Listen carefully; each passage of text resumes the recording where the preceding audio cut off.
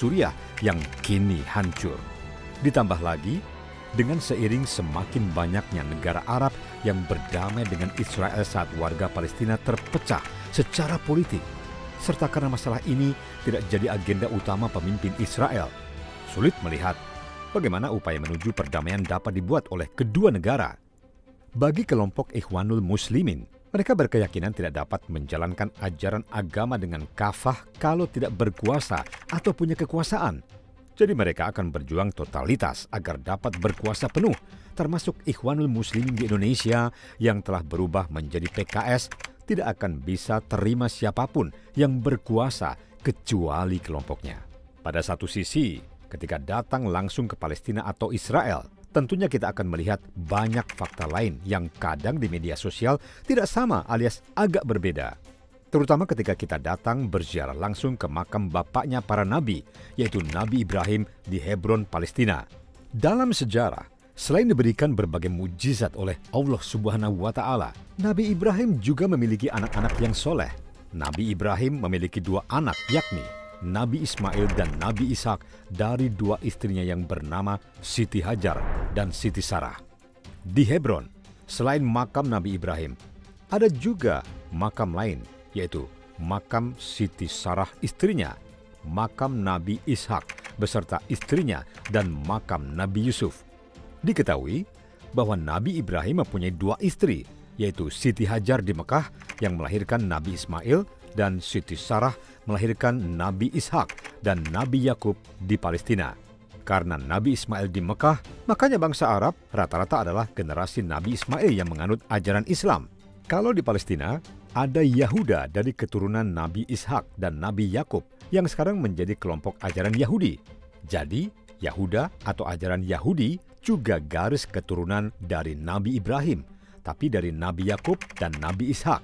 Dari keturunan Nabi Ishak dan Nabi Yakub yang memeluk ajaran selain Yahudi hanya Nabi Yusuf dan Benjamin, sedangkan Yahuda sampai sekarang menjadi pemeluk ajaran Yahudi.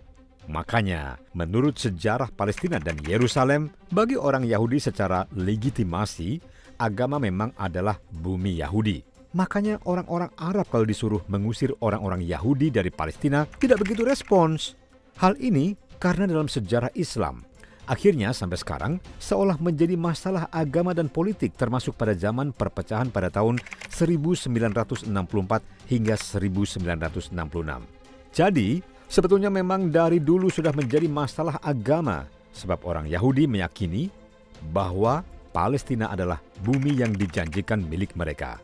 Makanya, atas nama kitab suci mereka berjuang mati-matian mempertahankan sampai sekarang ini. Makanya wajar bila sampai pun PBB tidak bisa mendamaikan konflik Palestina dan Israel, karena itu keyakinan kitab suci mereka masing-masing. Orang Yahudi yang hidupnya di luar negara Israel, seperti di Irlandia, Inggris, dan Amerika, itu orang kaya-kaya. Tapi mereka lebih senang tinggal di negara Israel karena dianggap bumi suci walaupun tidak pernah damai. Makanya, PBB menawarkan supaya Yerusalem menjadi kota bersama, kota internasional. Tapi kata orang Palestina, apa artinya merdeka tanpa Yerusalem? Orang Islam di Palestina juga mempunyai keyakinan bahwa Baitul Maqdis di Yerusalem. Jadi, percuma saja mereka merdeka tanpa Yerusalem, sebab umat Islam meyakini bahwa Nabi Muhammad pernah melaksanakan sholat di Yerusalem sebelum Mi'raj, termasuk Masjid Al-Aqsa adalah merupakan kiblat pertama umat Islam di dunia. Sedangkan berdasarkan keyakinan bagi umat Yahudi, Yerusalem itu adalah milik kakek nenek mereka. Jadi sebenarnya kalau melihat lebih dalam bahwa orang Islam dan orang Yahudi itu sebenarnya bersaudara. Jadi kalau ada saudara-saudara sekakek atau senenek, kalau tidak akur dan tidak cocok, ya wajar. Sekarang aja banyak yang begitu.